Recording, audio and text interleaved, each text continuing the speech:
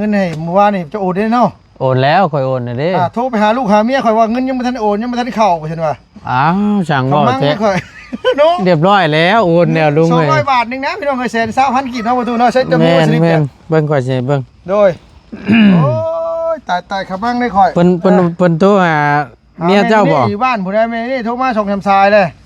ถามว่าเงินน่ะคือบ่เห็นสิบ่แม่นว่าเงินน่ะโอนยังมาบ่เห็นซั่นซี่นะข่อยก็จักก็เว้าข่อยก็ได้สร้างว่าเงิน200 บาทพี่น้องเอ้ยบ่ได้แม่นลวงลายดอกเห็นอยู่พี่น้องไอ้มันลุงเฮิมนี่แหละให้บ่ตูนโอนเงินให้ที่ว่าเงินชดจ่ายประตูให้แม่นและอันนี้ว่าให้ไผให้น้องจันเนาะโดยนี่นี่เด้สิส่งให้เพิ่นเบิ่งแสนเจ้านี่นะโดยขึ้นแถวสุดท้ายนั่นนี่เนาะเป็นฮอดพุ่นผู้ดีแจ้งเจมันจังคักเนาะเฮาเฮ็ดกะเวกกะวำคือว่าตัดผมบ่แล้วคือจะเอาแล้วมันเบิ่งมันบ่เกี่ยงเนาะแล้วมันบ่เกี่ยงเด้มันแล้วเสร็จให้เด้อมันอันนั้นบ่ลืมทานี่เนาะทาร่องมันเด้อบ่แลสีน่ะแม่นต้องทาและร่องมันให้มันตัดเนาะมันจังหุ่งเนาะแม่พอดีกำลัง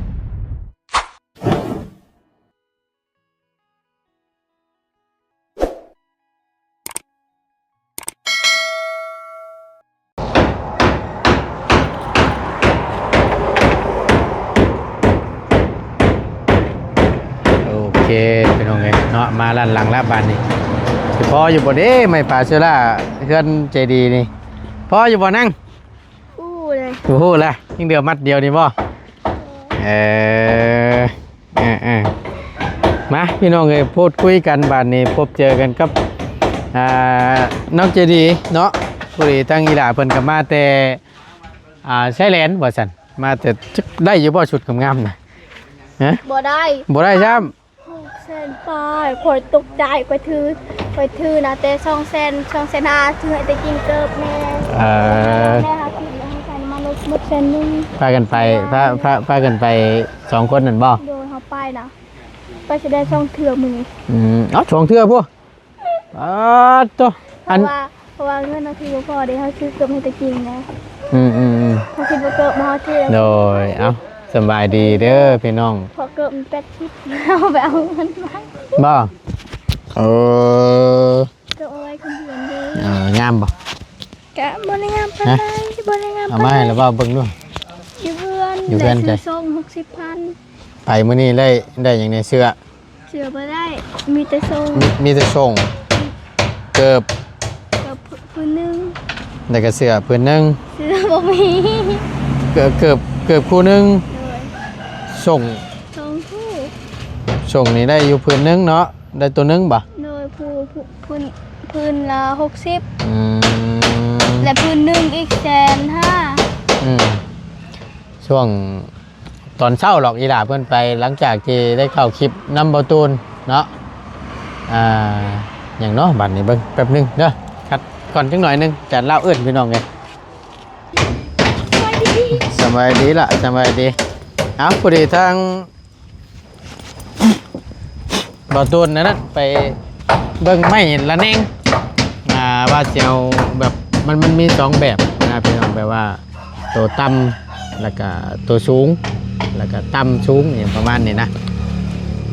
หน้าบ้านเด้ตัวโซ่นี่ก็เลยว่าเกี่ยนในเพียงซะนะพอดีตั้งอาจารย์เล่าตามนะเมื่อกี้นี่ขอความคิดเห็นกันว่าเอาแบบไหนทั้งบ่ทุนก็เอาแบบเพียงแหละงามที่สุดเบิ่งหม่องสูงหม่องต่ำคือจังว่าทำว่าคนเฮาคือว่าตัดผมบ่ได้นะหม่องเส้นสั้นเส้นยาวนะก็สิว่านะกับผู้ดีพี่น้องเอ้ยบ่ตูนจะอันนี้บ่ฮู้ว่าทั้งลานเพิ่นนี่จำทั้งระบาวได้บ่หรือว่าจังใดบ่ตูนได้ถ่ายอยู่พี่น้องไอ้คลิปที่ว่ามันเกิดอุบัติเหตุนี่อยู่วังโค้งเลยที่รถ Fortuner ขึ้นไปข้านน่ะนี่อันที่ว่าบุ้มน่ะเจ้าเคยเห็นบ่เคยเห็นกับตาเลยว่ารถนั่นน่ะมันมีรถพ่วงเนาะมันมีรถพ่วงขี่ไปแล้วรถ Fortuner น่ะมาจังซี่แล้วรถจักรนั่นมาแซงรถพ่วงแล้ววันนี้แหละรถ Fortuner มันจังหวะมา แล้วบัดฮักลบรถจักรแล้วไปขึ้นท่านเนาะเห็นเนาะ นั่นแต่ว่าบ่เห็นนะว้าว บ่ตอนนั้นรถอาจารย์เล่ายังท่านได้ขายรถอันแม่นตั้งใจเรียนบ่น่ะ แต่คอยน่ะอันนั้น ปีที่ผ่านมา ไปเบ้าแคนตอนเขาตกที่เดือนเลย ตอนนั้นน่ะยังแขนฮักอยู่บ่ น่าจะต่อวันนี้ขออันนั้นแคนมันบวม อ มันเลือดได้เดือนเด้ ตกเพื่อนตอนนั้นนะ เลย เอ และแม่พอเท้าโทษว่าคนรถตั้มมันบ้านเฮากับปูมีนะย่านย่านใช่เมื่อตอนค่ำของเมื่อ ประมาณ3 โมงหรือว่า4เนาะ 5 โมงแล้ว 5 โมงของเมื่อ ช่วงแรงๆแหละเพราะว่าเราเอามาแต่อันออกมาแต่เพื่อนน้องน้ำน้องน้ำเพื่อนเช่นอยู่นี่แหละเฮ็ดพอดีตอนนั้นขี่มากับจานเล่าแล้วมาเห็นหน้าพี่น้องไงมาเห็นแล้วก็เลยบอตูนก็เลยถ่ายคลิป ตอนนั้นเขาคือเด็กน้อยแล้ว จังเลยเราเอาเดี๋ยวเราเอาเชเบิ่งคลิป แต่บูว่าอยู่ในอันคลิปเราเอาอยู่บ่หรือว่าอย่างใดเบิ่งเด้อ คิดว่าไหนมาสิ แม่นอยู่มุมเพื่อนเจ้านี่เบิ่งเด้อแม่นเนาะ บุกคนดิ เบิ่งเอาเสียงกันก่อนช่วงประมาณ4 โมง5 โมงเนี่ยมืดเลยเลยนี่เห็นปะโอ้ยพี่น้องเลย แช่ อันนี้นะนี่เลย มันอยู่ รถจักรพ่อนี่นะนี่ตัวน่ะ แม่นน่ะบ่อยู่พุ่นแท้นะบ่ เนี่ยเราว่าย่างกับเบิ่งโอ้คือมาเบิ่งโฆษณาบ้านนี่พี่น้องเลย โตนี่เยี่ยม เบิ่งผิดอีกเด้พี่น้องเอ้ยนี่ คณะคันนี้ของกรรมกรกล้วยดิของพระเจ้าเป็นกรรมกรกล้วยนะ เอ้าเห็นอยู่ได้ผู้นี้น่ะ เองคุณบ่ ใช้เจ้าอยู่ใช้ เห็นแต่ว่าบ่ชื่อ จับมึง ก็ ดู อยู่บน เบิ่ง ต้ ดู นน่ะต้นมะตะกบน่ะ อืม ขออนุญาตคุณรอมจอกทางนี้ เบิ่ง โดยพวก นี่รถจักรของมันเงียบจัง เม็ดปลาดุก รถเทนเนอร์นะพี่น้องรถพ่วง ทางนี้นี่เนาะ เนี่ยเนาะ แม่นนะเฮือนเฮานะ เออ แต่บ่เห็นหน่อย กับปัญญา บ่เห็นอยู่ผู้ที่น่ะละว่านั่นน่ะ หืม นี่ผู้นี้ ถ้าจะมาเล่นกับ นี่ผู้นี้ข่อยเห็น อืม มันจะได้เจ้าหน้าของมันไหม คนกับปัญญา คณะฮอด เดี๋ยวพูดว่าถ้าเจ้าได้เข้ามาเบิ่งน้ำบ่ตอนนั้น สิแซงกันนั่นบ่ นี่ แต่วันนี้รถอันคันนั่นก็มาพอดีเนาะ อืมแต่ว่าบ่ได้เสียชีวิตเลยเนาะคนบันดงเลยพี่น้อง บ่แม่น ฮะบ่แม่น มันกระดับ มันกระดับนี่ แม่น ให้อาจารย์เดินไปถ่ายข้างหน้าเด้ออาจารย์ นี่รถเนี่ยอาจารย์ ที่ข่อยเห็น เห็นบ่เดี๋ยวผมไปจอดอยู่นั่นน่ะ เห็น รถไฟ รถอาจารย์เล่า รถจันบ่ แต่บ่จื้อซื่อ จำบ่ได้ ๆจำบ่ได้ เออ รถคันหนึ่งไป นี่เลย ไล่ชดเลยทางไหนเราก็ได้ นี่นะมุนนมหยอบอยู่แล้วก็บ่คิดนี่นะพี่น้องเอ้ยแล้วก็บ่คิดว่าสิได้มาเฮ็ดเทือนให้ทั้งอีหล่าเพิ่นนะทั้งน้องๆเพิ่นน่ะนะผ่านไปผ่านมาอยู่ช่วงนั้นระหว่างนี้แล้วก็แนมเห็นเฮือนหลังนี่เฮือนเจ้าอยู่นี่กลับมาสโลเบิ่งอยู่เฮือนหลังนี่คือจังว่าบ่มีคนน่ะนะบ่เห็นคนอยู่อ่ะนะเอาหำยังออกก่อนระว่าถ่ายคลิปอยู่บ่เห็นคนน่ะนะนั่นแหละ ต้องมาเร็วเด็กเลยมันได้ เรียบร้อย มันนี่อยู่ รถโน้ อันยาจัด เรียบร้อยเลย เห็นว่าจะมีอยู่บ่ เหมือนแบบนี้ ส่งปีใหม่เนาะแม่นจานเพิ่งปีใหม่ ยัง ไปเบิ่งประตูไปเบิ่งคันเล่นก่อนเดียว หนึ่ง นี่ คือซีเมนต์น่ะดินรถบ่เรียบร้อย หืมใช่มันล่างบ่ เนาะไปโอ้ยเล็ด อืม เร็ว เสียงพ่อข่อยได้ยินเด้ แม่นเนาะ นั่นน่ะจริงนี่เห็นบ่เคยเจอ แม่นเนาะแต่ว่าประตูนกับบูฮู้ไผนะก็สิว่านี่บูฮู้ ไปล้าง นี่พี่น้องไอ้คลิปเก่าๆหรอกที่ประตูนถ่ายตอนนั้นนี่พี่น้องสิฮู้อยู่หรอกเนาะในต่างคนกับต่างเล่นถึงเล่นนะเฮาว่าเนาะแต่ว่าบ่เห็นนักกีฬาคนนี้จะเป็นจังได๋แน่แล้วน้อ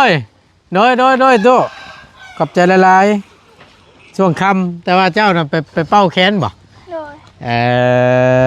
ในคลิปนี้ที่บอตูนถ่ายไว้พี่น้องไอ้ที่บอตูนใช้หัวข้อในคลิปนี้นั่นพี่น้องไปเบิ่งเจนนี่หรอกบอตูนถ่ายแถวนี้แหละงานนี้เละมีรถเกิดอุบัติเหตุกะเละไอ้นี้พี่น้องมุนปุ้ยรถจักรนี่แหละแต่โดยขอบใจละลายล่ะเอากะนี่แหละบอตูนกับสโลล่ะเบิ่งอยู่เฮือนเจ้าหลังนี่คือจังว่าบ่มีคนน่ะนะเบิ่งแล้วก็เบิ่งอีกผ่านไปผ่านมานะพี่น้องแล้วก็ลาว้าวก็บุคิดแหละทีมงานก็บุคิดเร็วว่าสิได้มาเฮ็ดเทือน ให้แต่เจ้านี้มาซอยมาสัมภาษณ์ได้แต่เจ้านี้นะด้วยบุญน้ำแหละพี่น้องเนาะสิว่าแล้วก็ได้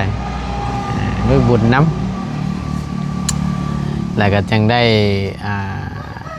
ชดช้อยเนาะก็ได้เห็นแล้วเพื่อนน้องแต่งจริงเพื่อนน้องใจดีแล้วก็เพื่อนน้องเลี้ยงกำลังจะสร้างไม้สร้างยังแล้วก็อันตัวนี้เพื่อนน้องของมีก็ผ่านไปแหละแต่กี้ก็ได้เจ้าทางผู้ใหญ่เพิ่นว่าข่อยว่าให้เจ้าโอนเงินให้เมื่อวานนี่เจ้าโอนได้เนาะ โอนแล้วค่อยโอนน่ะเด้โทรไปหาลูกหาเมียข่อยว่าเงินยังบ่ทันโอนยังบ่ทันเข้าว่าซั่นว่าอ้าวสั่งบ่เจ๊เรียบร้อยแล้วโอนแล้วลุงเอ้ย200 บาทนึงนะพี่น้องเอ้ย120,000กีบเนาะบ่ตูเนาะใช้จำนวนสนิทเนี่ยเบิ่งก่อนสิเบิ่งโดยโอ้ยตายขบังได้ข่อยเพิ่นโทรหาเมียเจ้าบ่อยู่บ้านผู้ใดแม่นี่โทรมาส่งทำทรายเลยถามว่าเงินน่ะคือบ่เห็นสิบ่แม่นว่าเงินน่ะโอนนี่ยังว่าบ่เห็นซั่นซี่นะข่อยก็จักก็เว้าข่อยก็ได้สร้างว่าเงิน200 บาทพี่น้องเอ้ยบ่ได้แม่นลวงลายดอกเห็นอยู่พี่น้องไอ้มันลุงเพิ่มนี่แหละให้บ่ตูนโอนเงินให้ที่ว่ามีชดจ่ายบ่ตูนให้แม่นและอันนี้ว่าให้ไผให้น้องจันเนาะโดยนี่เด้ข่อยสิส่งให้เพิ่นเบิ่งแสนเจ้านี่น่ะโดยฉันบ่ได้เอาเด้โทรหาเมียข่อยส่งทำทรายได้แล้วว่าเอาเดี๋ยวเบิ่งโอเคบ่ตูนขอบใจก็โทรพูดบ่สบายดีลุงสบายดีเมียข่อยโทรมาข่อยบ่ได้รับแล้วว่าโอ้ยผู้ใหญ่เพิ่นโทรมาหาข่อยว่าเป็นว่าโอนเงินไปให้ยังบ่ทันได้โอนนี่ยังบ่เห็นอยู่โอ้ยเนาะตามืดตาลายไปโอนแล้วพี่น้องเอ้ยโอนแล้วเนาะให้บ่ไล่บ่โทรมันโดยขอบใจบ่บุญโดยบ่ได้ฮัลโหลนี่ผมมีสัญญาณจำบานของเฮาเนาะลุงเนาะโดยสัญญาณบ่มี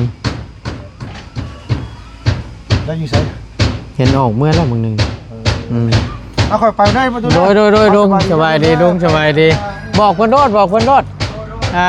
เงินพี่น้องไงพอดี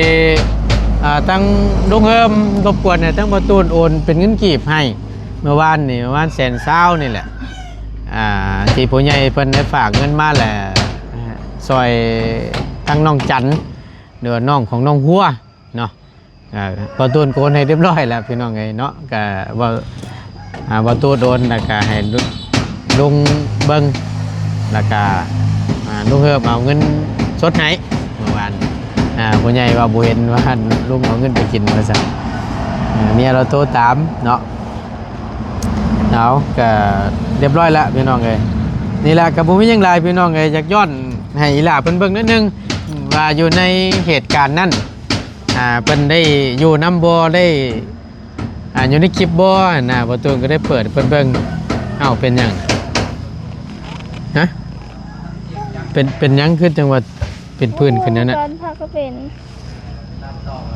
บ่ได้แพ้หยังบ่ได้คันหยังบ่คือว่าจังหวัดเป็นพื้นขึ้นนั่นมัน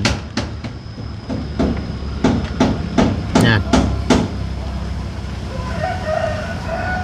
ก็บริจาคเมียง บ่แม่นแขนเสือมันหัดแล้วมันคันบ่แขนเสือเจ้ามันหัดแห้ง ถ้ามาขันหมดตีเนาะ คันแต่ข้างเดียวเป็นช่างบันนี่พี่น้องเลยโมเดมี่ยังถือบ่ หมดมันมี โมมี่ยังจังหวะแต่บันพี่น้องเลยเอาฝนกับที่ตกก็ฝนบานนี่โอ้ยพี่น้องเลยเนาะตายแล้วเนี่ยนี่กินแล้วบ่ข้าวนะกินเมเจ้านายเจ็บท้องอีกได้กินข้าวให้มันตรงเวลาอะไรโมแมนอย่างนอกมีอย่างกระต้มกิน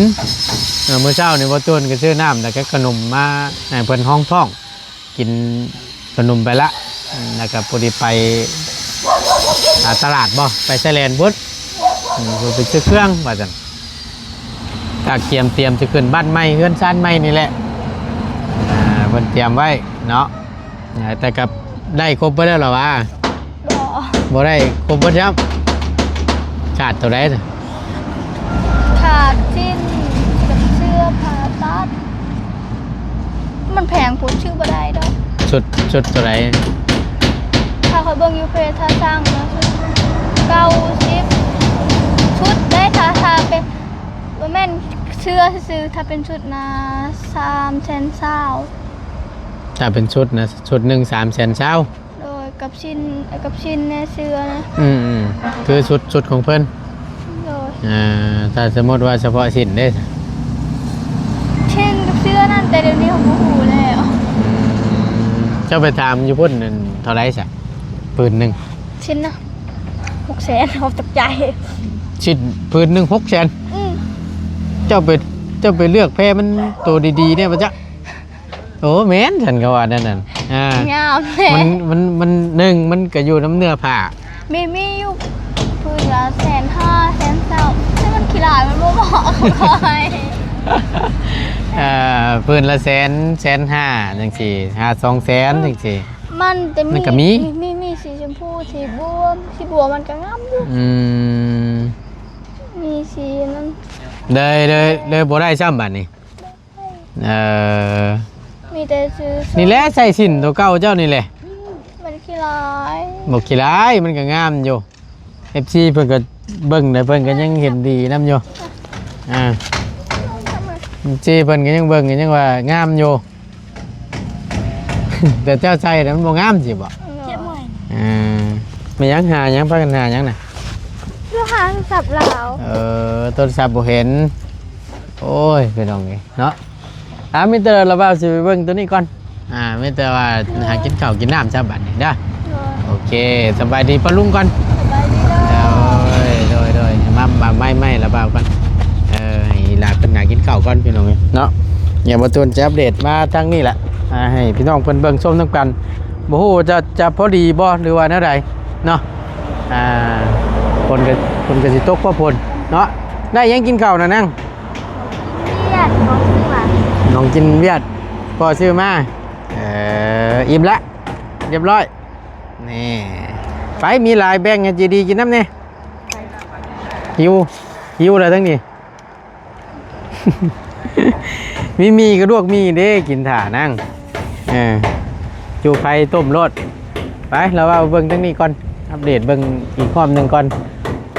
กับบูฮูว่าสิพ่อบ่พี่น้องไม่ปลาสละนี่ก็น่าจะบ่พอดอกเพราะว่ามันอยู่ทั้งในห้องนะเพราะว่าขันขึ้นชุดปุ่นก็ยังบ่ทันได้ขึ้นเทื่อหั่นนะพอดีเอาทั้งนี้แล้วก่อนเนาะ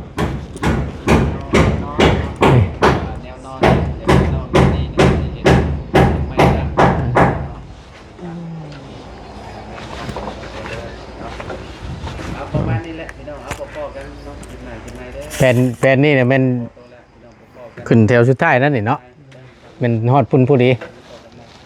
เฮ็ดมีชอได้บ่ตู้ ฮะ ชอ ใช่ไอ้นี่บ่ ได้บ่เป็นหยังเก็บให้อึ๊บย่าฮึบเยี่ยมป้าโตสีมืออยู่สะครับปรับรถ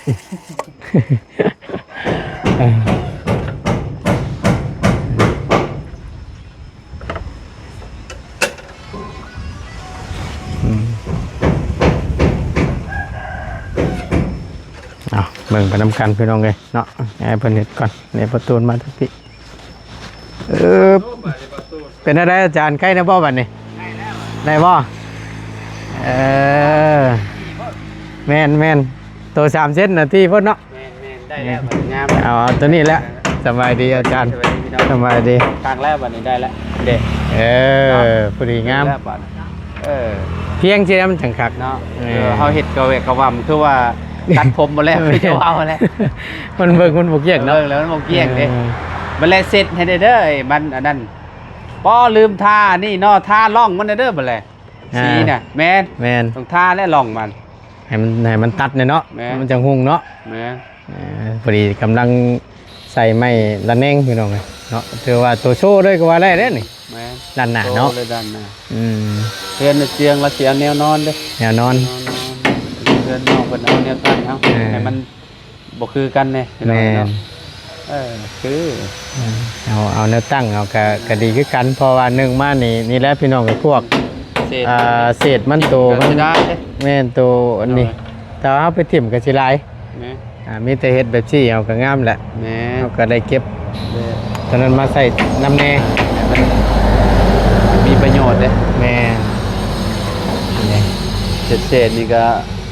โอ้พอพุ่นแหละว่าตูนเด้สิพออยู่หลายเติบมันยังหลายอยู่ในเทิงมันก็มีอยู่แต่ต้นอันนี้บ่พอก็เอานั่นนี่อีกเหงากล้วยนี่เนาะเหงากล้วยนี่ปาดหลายอันอยู่ตัวนั้นแหละเนาะอาจารย์สิประมาณจังมัดจักอยู่ว่าจะได้มาส่งแล้วให้สั่งไม้จังหมัดเด้เนาะช่างเอาจังหมัดอีกไม้พาชลานี่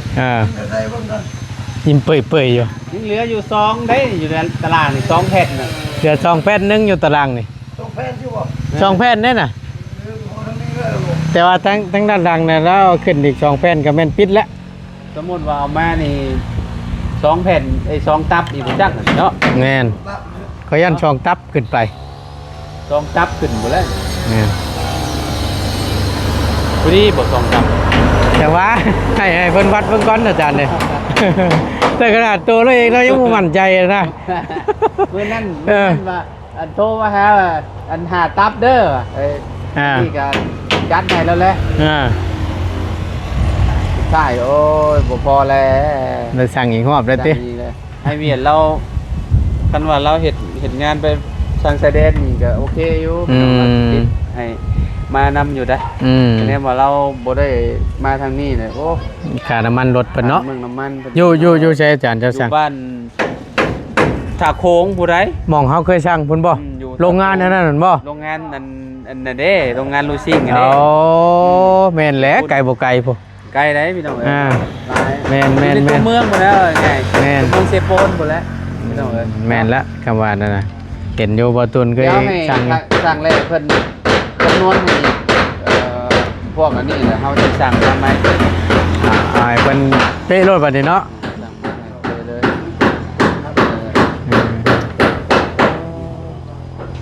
คิดว่าเพิ่นสิแล้วมื้อนี้มันแม่มตายมาจุเพิ่นก็บ่แล้วคือเขามันบ่พอเด้แล้วให้เราคำนวณให้ไหมคำนวณเฮ็ดได้เราคำนวณเองเนาะคำเอาคำนวณให้ยังว่าเฮาบ่ถึกคำนวณบ่ถึกมื้อนั้นพวกก็เอามา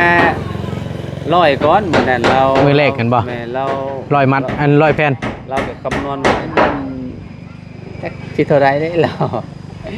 เพราะว่าคันว่ามันเหลือก็เอาคืนเอาคืนได้เราเอาคืนได้แล้วแม่บ่ให้มันแตกมันยังเราสามารถคืนได้เนาะเอาคืนเนี่ยว่ามันมีมองแตกมองยังเราคืนบ่ได้หรอกอันนี้มันเหลือนะโดยนี่บ่พอจ้ะบ่พออีกจ้ะบัดบ่พออีกแล้วชื่อมาใหม่เอาค่อยเพิ่มเติมอีกหน่อยนึงเนาะจังว่ากันฮะยังคือทั้งนี้และทั้งในนี่แหละจักแผ่นล่ะ นึงเลย ประมาณจะแพง 5แพน ประมาณตำหนึ่ง พอว่าตับหนึ่ง ร้อยบ่ เอากระคักได้ ฮะ มี2แพน อยู่นี่2แผ่นบ่อยู่นี่อีกเนาะอยู่นี่อีก2แผ่นเนาะจะด้านหลังมาแล้วรอบทีแล้ว แม่นคือปิดอยู่วันนี้แล้วเราตอกตัวนั้นมันแล้วอาจารย์เนี่ย แล้วเหรอวะ ข้างล่างก็เลยเลย อ่า ประมาณตับหนึ่งเนาะ ตับนึง เอามัดหนึ่งกับมัดหนึ่งสันมัดหนึ่งมี5แผ่นพี่น้องเลยอย่างว่ากันเนาะ บ้านดงบ่ได้บอกอยู่บ้านดงนี่ มันโดมโมมี่มันโมมี่สีนี่ สีที่เราต้องการมันบ่มีมันจะบวกเข้ากันนั่นแหละ มันมีกระตัดรถ3เมตรก็ได้2เมตรก็ได้ตัดเครื่องรถใส่ มันบ่ มัน อ๋อ เอาต่อเอาอยู่นี่ ให้เฮาตัดแบ่งครึ่งได้บ่ ใส่รถกระบะเลย โอเคโอเคเฮา อันนึงพอแห้งมันจะมาส่ง คันว่าเฮาบ่เฮาผ่านไปทางนั้นเฮาก็สินั่นเลย ความยาวตัวใดเกาะ ความยาวมัน4เมตร แบ่งครึ่ง แบ่งเครื่องรถ ข้างนี้2เมตรข้างนี้2เมตรผ่าครึ่งเลย ตัด ว่า 2เมตรแล้วเนาะ คำว่านั่นก็ได้อยู่ ได้อยู่เขาสิเอามาให้ คำว่าจังซั่น ยัน 2เมตร5ได้ ฮะ 2เมตรได้เนาะรถเนาะ ได้อยู่เปิดท้ายมา ได้ ได้อยู่ ได้ อ่า ตับหนึงเนาะ โอเคจ้ะเนาะมีแต่ว่าตามนั่นแหละเดี๋ยวตั้งอาจารย์เล่าชัดเจนเบิ่ง